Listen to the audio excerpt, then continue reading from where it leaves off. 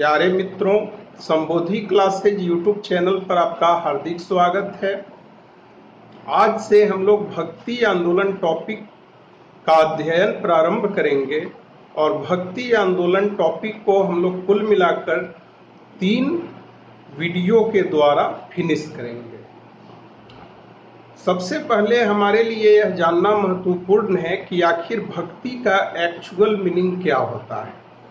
बहुत सारे इतिहासकारों और हिंदी साहित्यकारों ने भक्ति को डिफाइन करते हुए यह कहा है कि भक्ति ईश्वर के प्रति अहेतुक प्रेम और पूर्ण शरणागति की अवस्था है।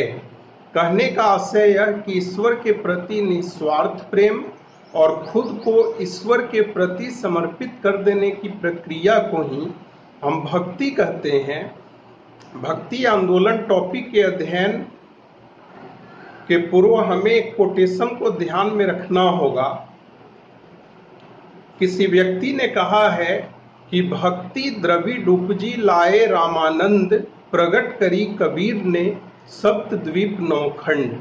कहने का आशय यह कि भक्ति का विकास सबसे पहले दक्षिण भारत में हुआ और उसे दक्षिण भारत से उत्तर भारत में लाने का श्रेय रामानंद जी को जाता है और उसे उत्तर भारत में एक स्वीकृति दिलाने का श्रेय या एक प्रकार की स्वीकृति दिलाने का श्रेय कबीर दास जी को जाता है।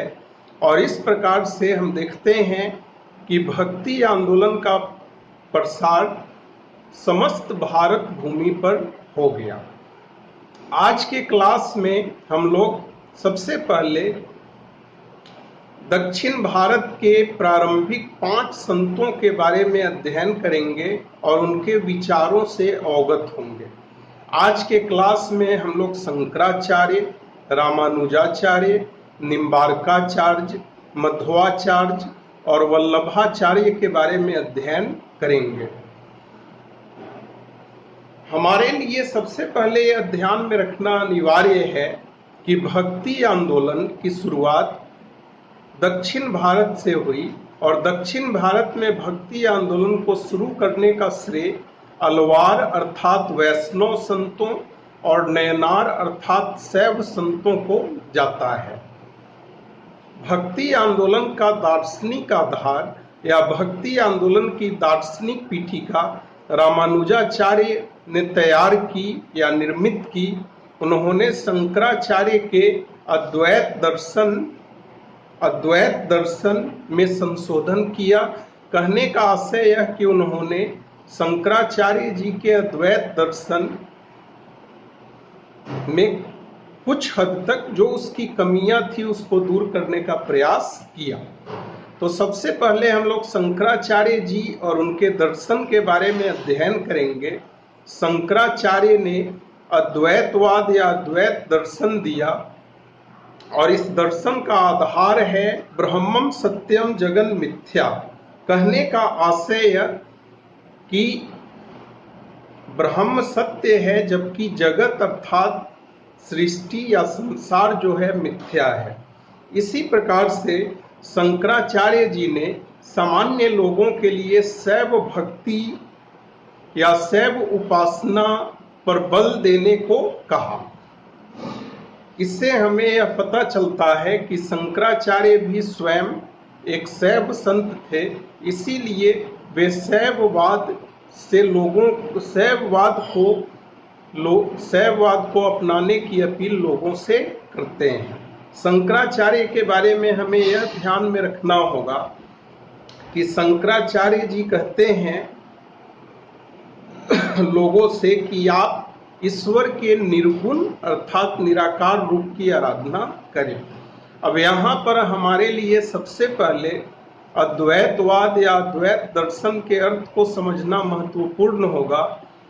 अद्वैत दर्शन यह मानता है कि आत्मा और परमात्मा या जीव और ईश्वर या भक्त और ईश्वर दोनों दो नहीं हैं बल्कि दोनों एक हैं। और शंकराचार्य जी यह भी कहते हैं कि यदि ब्रह्म और जीव में, आत्मा और परमात्मा में किसी को अंतर दिखता है तो इसका इसका कारण यह है कि वह व्यक्ति अज्ञानी है। इसी प्रकार से शंकराचार्य ने कहा कि भक्ति वही व्यक्ति कर सकता है जो ज्ञानी हो। कहने का आशय यह कि शंकराचार्य ने भक्ति के बनिस्बत ज्यादा बल ज्ञान पर दिया। शंकराचार्य महायान बौद्ध दर्शन से प्रभावित थे, इसलिए उन्हें प्रच्छन्न बुद्ध या छिपा हुआ बुद्ध भी कहा जाता है। शंकराचार्य के अद्वैत दर्शन में निम्नलिखित बातों पर बल दिया गया। पहली बात यह कि अद्वैतवाद यह मानता है कि ब्रह्म और जीव मूलतः और तत्वतः एक ही हैं, और यदि हमें ब्रह्म और जीव के बीच कुछ अंतर दिखता है या कुछ अंतर महसूस होता है तो इसका आशय यह है कि हम अज्ञानी हैं। कहने का आशय यह कि यदि किसी व्यक्ति को ब्रह्म और जीव, आत्मा और परमात्मा, भक्त और भगवान के बीच अंतर दिखता है तो इसके पीछे उत्तरदायी कारण अज्ञानता है। इसी प्रकार से शंकराचार्य ने जीव की मुक्ति के लिए ज्ञान को आवश्यक माना और उन्होंने कहा कि जीव की मुक्ति ब्रह्म में लीन हो जाने में है। अब हम लोग रामानुजाचार्य और उनके दर्शन का अध्ययन करेंगे। रामानुजाचार्य ने शंकराचार्य के दर्शन को संशोधित किया और उसे भक्ति के अनुकूल बनाया।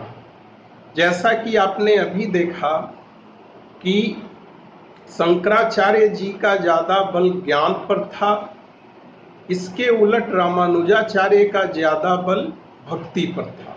जहां शंकराचार्य निर्गुण ब्रह्म की उपासना की बात करते थे, वहीं रामानुजाचार्य सगुण ब्रह्म की उपासना की बात करते थे। इसी प्रकार से जहां शंकराचार्य शैव संत थे, कहने का आशय यह कि नयनार संत थे, वहीं रामानुजाचार्य वैष्णव संत थे।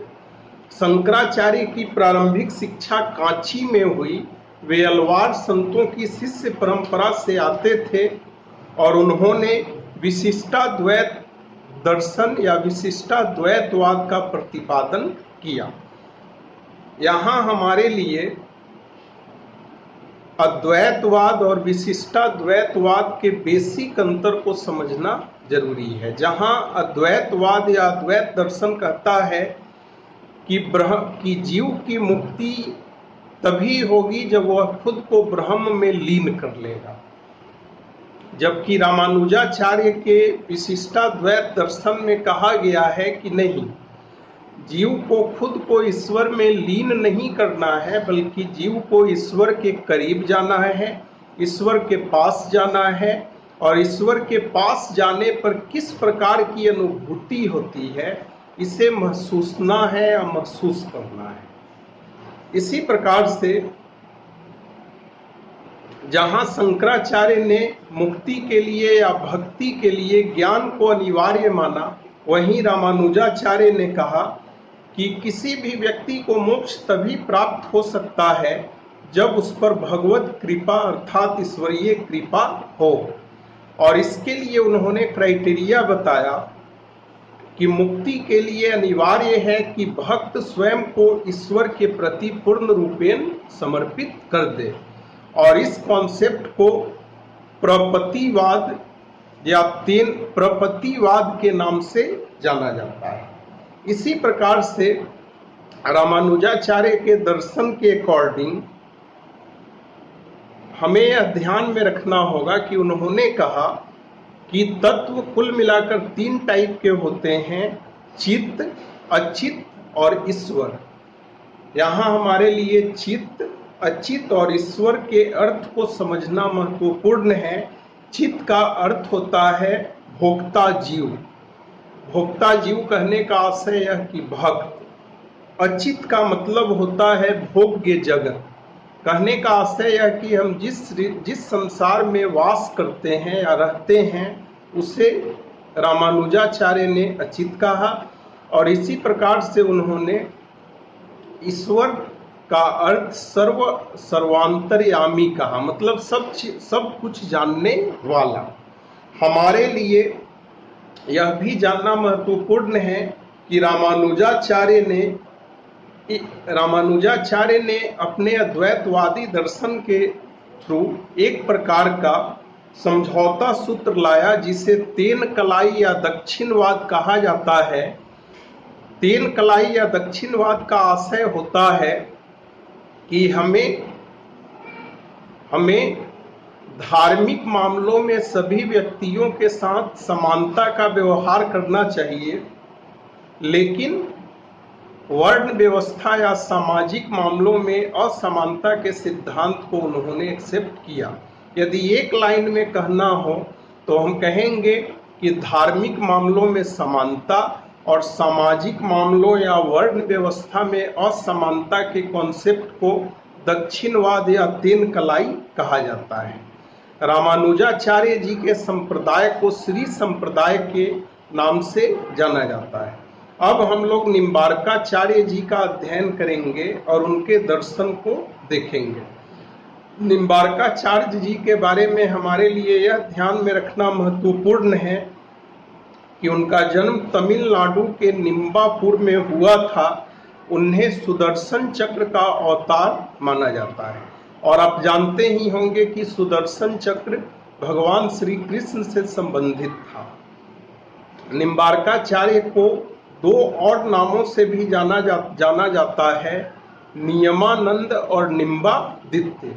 उनके दर्शन को द्वैत दर्शन या द्वैतवाद कहा जाता है। निम्बार्काचार्य के संप्रदाय को सनक संप्रदाय या सनकादि संप्रदाय भी कहा जाता है।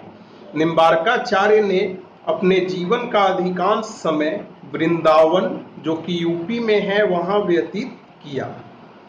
अब हम मध्वाचार्य के बारे में अध्ययन करेंगे। मध्वाचार्य को आनंद तीर्थ, पूर्ण बोध और पूर्ण प्रज्ञ मतलब सब कुछ जानने वाला, पूर्ण प्रज्ञ का मतलब या पूर्ण बोध का मतलब होता है सब कुछ जानने वाला के नाम से जाना जाता है। आनंद तीर्थ, पूर्ण बोध और पूर्ण प्रज्ञ। और मध्वाचार्य के दर्शन को द्वैतवाद या द्वैत दर्शन कहा जाता है, जो भगवत पुराण पर आधारित है। मध्वाचार्य के दर्शन के अनुसार विष्णु ही परमात्मा है।